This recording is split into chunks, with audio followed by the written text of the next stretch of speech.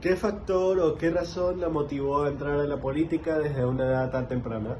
Bueno, sí, a ver, ¿qué le motiva o cuál sería la principal motivación que debe de tener una persona para incluirse ya en el tema político? Es justamente viendo las injusticias de lo que ocurre, todo lo que falta. En este caso, nosotros somos del cantón Santa Lucía, es un cantón de la provincia del Guayas, y es necesario recalcar que falta mucho en todos los temas, en todos los ámbitos. Es eso justamente lo que en lo personal nos motivó para poder ingresar en el tema político. De hecho, fui 2 veces concejala principal de acá de nuestro cantón y pudimos hacer todo lo que estuvo a nuestro alcance, todo lo que pudimos, lo que nos permitió la ley. Tuvimos 2 administraciones, una de ellas fue el alcalde de aquel entonces, fue parte también de esa línea política, el otro alcalde no, pero estuvimos siempre, siempre luchando por nuestro pueblo, por nuestra gente. Y esa es una de las principales motivaciones, ver, querer transformar a nuestro pueblo, ver las necesidades que tienen los cantones, las ciudades, porque de eso se basa justamente el tema político, sino de ser el servidor, los primeros servidores de un pueblo, en este caso los primeros servidores del Cantón Santa Lucía. Entonces, ver todas las situaciones que pasan en el tema de salud, viabilidad, en diferentes índoles, nuestra gente sufre y es por eso que nos quisimos enfocar. Creo que ese fue el principal impulso que tuvimos. De hecho, bueno, hacemos el tema de la labor social desde hace muchos años atrás, desde que tenía 17 años. Mediante elección popular también fuimos electa reina de este cantón Santa Lucía ya por el año 2000 y desde allí venimos haciendo el tema social, que es importante. El tema social es uno de los pilares fundamentales también porque nuestra gente necesita mucho. ¿Cuál ha sido el mayor desafío que ha enfrentado en su carrera política por ser joven? Tal vez tuvo alguna injusticia, se sintió que no estaba siendo tan, no sé cómo decirlo, no estaba siendo tan como noticiada o no estaba siendo involucrada tanto en los temas que usted hubiera querido.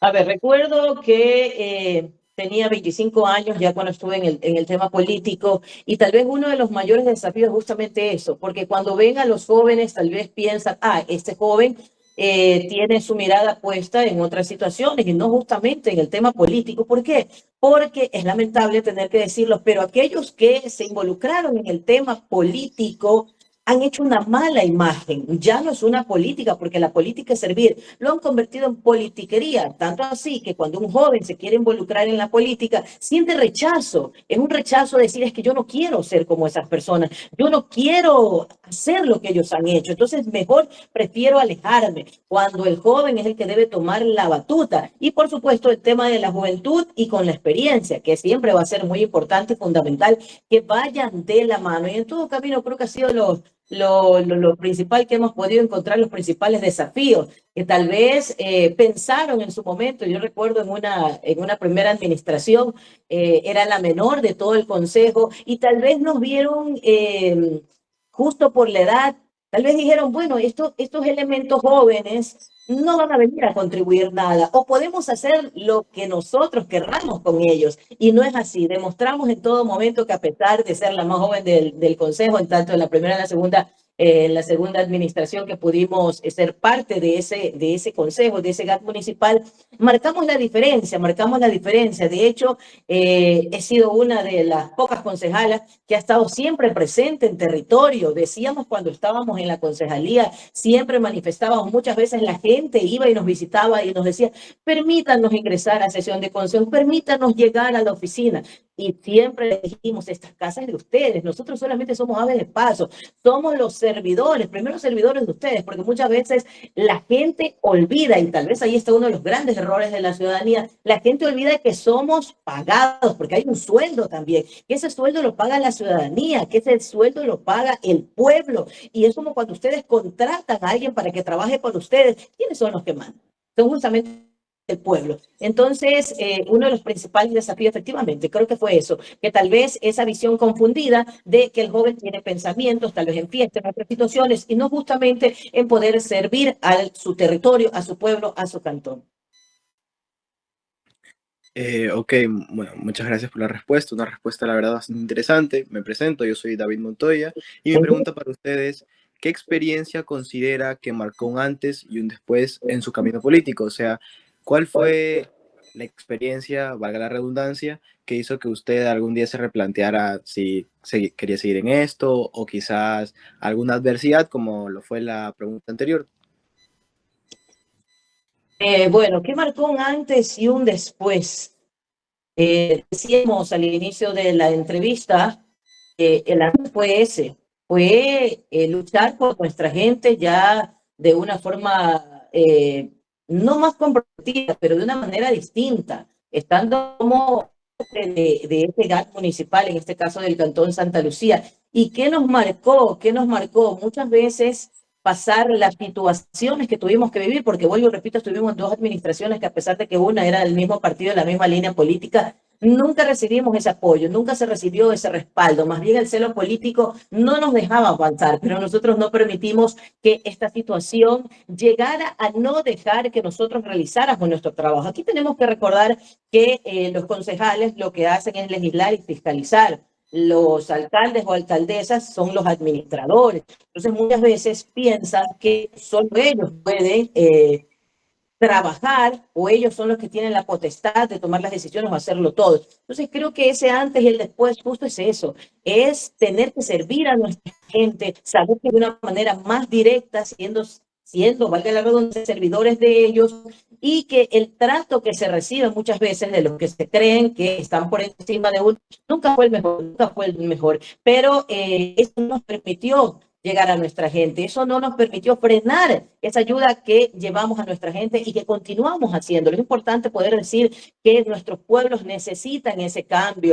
Bueno, la cuarta pregunta es de ¿qué cree que tiene que cambiar usted en el Ecuador actual urgentemente? A ver, Ecuador, es lamentable decirlo, pero es la realidad de lo que estamos viviendo. La inseguridad, la violencia campea por todos lados. No solamente podemos decir está en la zona de la costa, de la sierra o del oriente focalizados, no, es en todas partes. Ahora tenemos el temor hasta en nuestras casas, dentro de nuestros hogares, de que algo nos pueda pasar. No estamos tranquilos en ningún momento. Antes nos encerró y nos limitó la pandemia, en el tiempo de la pandemia, el COVID. Pero ahora nos limita, nos encierra y nos tiene con el miedo, con la zozobra cada minuto, cada instante, la delincuencia, la violencia. Ecuador necesita cambios estructurales profundos. Somos uno de los países actualmente, de los países más peligrosos que existen, pero ahí está el tema también de la política, las autoridades, de poder tener las leyes, tal vez no tanto hacer el cambio de las leyes, pero sí poder ejecutarlas, que podamos también hacer grandes cambios en las instituciones. Las instituciones han perdido su credibilidad, pero no por el hecho de ser instituciones, sino por los elementos que son parte de ellas. Es así que tenemos que decir que el Ecuador se está cayendo en pedazos. El Ecuador está en este momento en la peor parte, una de las peores partes de su historia. Y el gobierno tiene que encargarse de esto, la ciudadanía también. Y ahí podemos hablar, tal vez hablamos del tema de leyes, hablamos del cambio de autoridades, podemos enfocarnos también en todos los funcionarios públicos, en las dependencias del Estado, pero tenemos que pensar también, hacer una introspectiva y decir, ¿qué estamos haciendo nosotros como familia? ¿Qué pasa? Justo estamos tocando el tema de la juventud, los jóvenes, ¿por qué están desviando el camino? Falta de comunicación, tenemos que crear canales de comunicación dentro de las familias, padres, hijos. La tecnología nos ha venido a ayudar muchísimo, pero también nos ha separado. Aún estando cerca, aún estando juntos, nos ha separado, nos ha dividido, nos ha alejado. Es por eso que consideramos que si hablamos de grandes cambios en el Ecuador, como ciudadanía, nosotros tenemos que crear esos cambios. Hablar con nuestros niños, hablar con nuestros adolescentes, con nuestros jóvenes, que por varias situaciones, tal vez están creciendo solos y están pensando que los grandes ejemplos los tienen de aquel amigo que está probablemente desorientado también y ellos toman un camino equivocado. Es por eso que si hablamos de estructuras, hablemos desde la familia también, donde se deben crear esos grandes cambios para poder encaminarnos a un mejor Ecuador. Hay un dicho que es muy popular que dice, palo que nace torcido jamás su tronco endereza, pero si nosotros no trabajamos desde pequeños en nuestros niños, crear esos canales de comunicación, de diálogo, de estar pendientes también con ellos, de compartir mucho más en familia, de alejarlos un poco de la tecnología, que hasta cierto punto también nos está fraccionando. ¿Qué podemos decir? ¿Qué podemos pensar? ¿Qué podemos esperar? Que aquellos que ya torcieron su camino, que aquellos que ya están en malos pasos puedan cambiar. No, tenemos que comenzar a cambiar desde nosotros mismos. Eso es muy importante, fundamental. Y por supuesto, ¿por qué no decir nuestras autoridades? Tienen que comenzar a actuar. Es verdad que también tienen temor, que tienen miedo, pero esta delincuencia, los grupos delictivos que nos tienen tan asustados, se han venido estructurando justamente porque prácticamente hemos estado abandonados. Entonces allí de hacer grandes cambios, esos profundos cambios que necesita nuestro amado Ecuador. ¿Usted qué propuestas considera que pueden mejorar las oportunidades para los jóvenes ecuatorianos, que no solamente se queden en sus casas, tal vez estén en la tecnología o yendo a malos pasos, sino que darles más oportunidades, como tal vez una de las propuestas que dijo el presidente Daniel Noboa, que le iba a dar más oportunidad a los jóvenes para conseguir trabajo, pero que lamentablemente no se ha cumplido aún? A ver, el tema de los jóvenes es un tema fundamental, importante, porque los jóvenes son los que se tienen que empoderar de todos los procesos, los que tendrían que tomar la batuta en todo momento. Pero como decíamos hace unos minutos, ¿qué ofertas hay para los jóvenes? Al joven le llevan a las campañas, cuando ya es tiempo de campaña, le hacen ofrecimientos, pero sí han observado ustedes cuáles son los ofrecimientos que van dirigidos hacia los jóvenes. Te vamos a hacer fiestas, te vamos a dar cualquier puestito que haya por allí. En la campaña tienes tú que levantar banderas, tienes que hacernos una avanzada. Entonces, no hay ofertas o no hay proyectos que sean viables para nuestra juventud. Sí, el presidente de la República ofreció trabajo para los jóvenes, pero ustedes van a las empresas y lo primero que piden, ¿qué es? Que tengan experiencia. Es una de las los primeros requerimientos que se hacen, que el joven tenga experiencia, que sean un par de años, pero si no hay esas oportunidades tampoco, si en las empresas no hay las oportunidades para que el joven, desde el tema de que ya estén ellos en el colegio, vayan teniendo una visión diferente, una visión distinta, porque ¿qué es lo que hacemos? A ver, se llega a un bachillerato y el joven no sabe qué camino tomar. Comienza a ingresar carpetas en todos lados, en todos sitios, para ver trabajos de medio tiempo, trabajos con sueldos y con horarios de verdad que duele el alma ver a nuestros jóvenes. Decir, miren que tienen que trabajar, que no tienen descanso, que trabajan los fines de semana. Aquí es muy importante poder decir que tenemos que capacitar a los jóvenes también, que el joven debe de recibir una buena educación. ¿Para qué? Para que pueda ser competitivo. Si decimos al joven en las ofertas que hacen, que la mayoría, eso es lo que la oferta, te vamos a hacer fiesta, te vamos a hacer campeonatos, está bien, porque como joven tienen que disfrutar parte de su juventud también, pero no podemos dejar de desperdiciar esos años que son los mejores de la vida, donde ustedes son como una esponja absorbiendo todo y no tener verdaderas propuestas. Hay que capacitar a los jóvenes. Muchos no pueden acceder a las universidades, no pueden acceder a una carrera, y si pueden acceder no es precisamente a la carrera que ellos quieren. Hay que cambiar muchísimo, y para poder encaminar a los jóvenes para que sean productivos, también hay que tener capacitaciones, hay que instruirlos, hay que tener grandes propuestas para ellos, totalmente estructuradas y que sean viables para que el joven pueda salir adelante y para que el joven vea siempre como una oportunidad ese voto optativo que tiene, que no es obligación a los 16 años,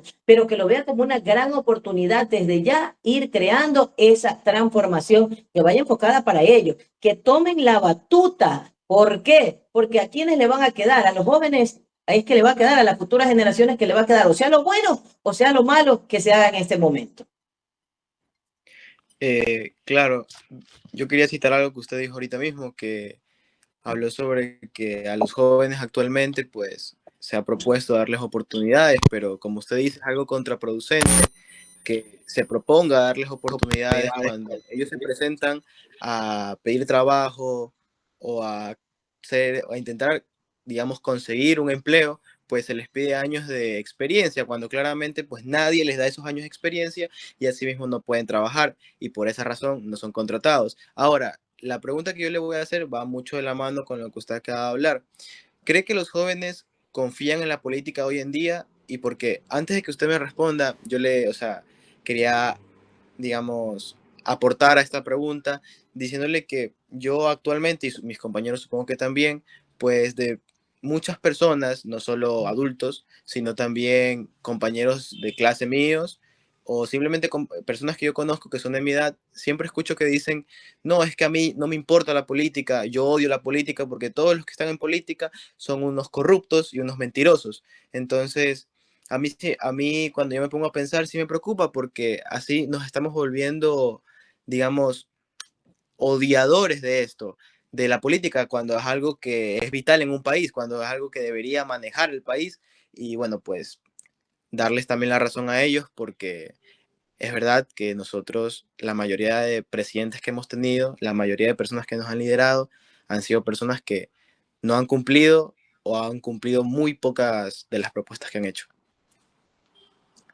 Sí, efectivamente. Hace un rato hablábamos también de la situación. Es que el joven repudia la política. Al joven le hablan de política y el joven dice no, no. Se lo cita a alguna reunión para tratar temas importantes y el joven dice yo no voy porque van a hablar de política. Y el joven es el primero que debería de estar. Pero ¿por qué hay ese rechazo al tema político? Justamente por las acciones que se han venido dando a lo largo de la historia. El joven dice, yo no quiero ser para ir allá a ser un mentiroso, a ser un corrupto, yo no quiero ser eso, yo quiero ser diferente. Entonces, no es la culpa del joven, es la culpa del ejemplo de todo lo que ha venido viviendo a lo largo de la historia. No lo ha podido vivir, pero ha estudiado la historia. Es por eso que siente el joven el rechazo a decir quiero ser parte, cuando debe de ser el principal actor político, porque para quienes queda es justamente para los jóvenes, es justamente para esas generaciones que vienen tras de nosotros. Y es importante que el joven comience a enrolarse, comience a ser partícipe, uno de los actores principales del tema político, porque si no, ¿cómo podemos hacer una nueva política? Si el joven no se relaciona con la política, no está inmerso en ella, nos seguiremos quejando y seguiremos diciendo, sí, es que la política es corrupta, es que son unos mentirosos, pero si nosotros no hacemos parte de esa política, ¿cómo la podemos cambiar? No podemos cambiar desde afuera. A lo largo de la historia hemos visto cómo los jóvenes han sido los actores principales también de aquellos acontecimientos. Recordamos hace algunas décadas atrás, allá en la casona universitaria, cómo estos jóvenes murieron y enfrentaron su vida cuando había el escogitamiento para las carreras universitarias. No cualquiera podía entrar, ustedes como jóvenes lo saben, no lo vivieron, pero tienen que haber estudiado la historia. Recuerden que ellos murieron, que fueron masacrados en la casona universitaria. ¿Por qué? Por exigir que debían todos ingresar, que habría libre albedrío para elegir las carreras, para poder estudiar. Y antes, si no tenían un buen apellido, no podían ingresar a las diversas carreras universitarias que existían en aquel entonces. Entonces, los grandes cambios se generan así, se generan también con una lucha, y esa lucha debe de ser los abanderados, debe de ser la juventud. ¿Qué estrategias usted utilizaría para que los jóvenes se involucren más dentro de la política? El joven tiene que empoderarse de todos los cambios, tiene que empoderarse de la política. Es ahí donde está la gran confusión, que la política es servicio, la política es cambio. El problema es la politiquería, lo que nos han tenido acostumbrados por largos años y que no hemos podido ver ese cambio, no hemos podido ver esas transformaciones, no las hemos podido palpar, no las hemos podido vivir. Es por eso que el joven siempre dice, no quiero saber de la política, pero si no estamos inmersos en ella, no la podemos cambiar. Queremos hacer una nueva clase política, tenemos que estar presentes, tenemos que estar allí. ¿Cuáles serían las estrategias? Justamente eso, el joven tiene que comenzar a mirar la política desde la visión correcta, que es el servicio, la política es el cambio. Es de allí que tenemos que hacer énfasis en cada uno de los jóvenes. Probablemente muchos jóvenes nos digan, sí, queremos cambiar, pero déjenos que tengamos más años. Dejen que pase el tiempo y cuando yo ya tenga mi familia, cuando tenga más años, probablemente ahí yo ya me interese en el tema político. Entonces, consideramos que la mejor estrategia es eso, comenzar también desde las escuelas. Nos han tenido tal vez equivocados con una educación que no nos deja ver mucho más allá. La visión siempre de estar abajo y que algunos deben de estar en otro nivel. Es importante que desde el joven que ya tiene su uso de razón, desde aquel joven que quiere crear cambios, se lo puede hacer, pero siempre tiene que haber un buen ejemplo. Hace un rato les manifestaba justo que la juventud tiene que ir con la experiencia, porque también han habido buenos elementos en la política, algunos hasta lo han desaparecido, los han quitado del camino porque no les conviene para ese grupo cerrado que siempre ha querido dominar el tema político o politiquero, no les ha convenido. Es por eso que el joven siempre tiene que estar revisando la historia, sabiendo con exactitud cuál ha sido el pasado, cuáles han sido los errores y cuáles han sido los aciertos para no volver a cometerlos. Pero siempre, si te aleja el joven de la política, no van a conseguir nada.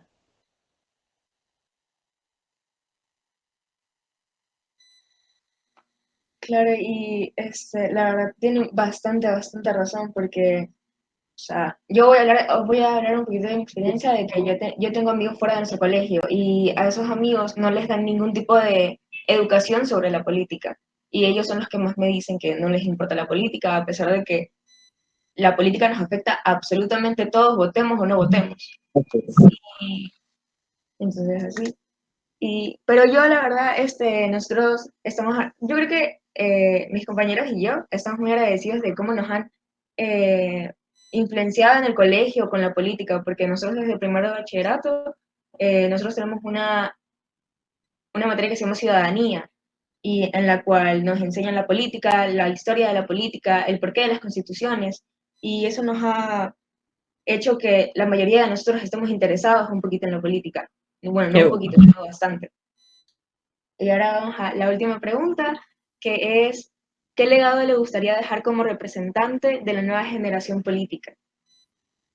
Bueno, si hablamos de legado, tenemos que regresar nuevamente al tema del ejemplo.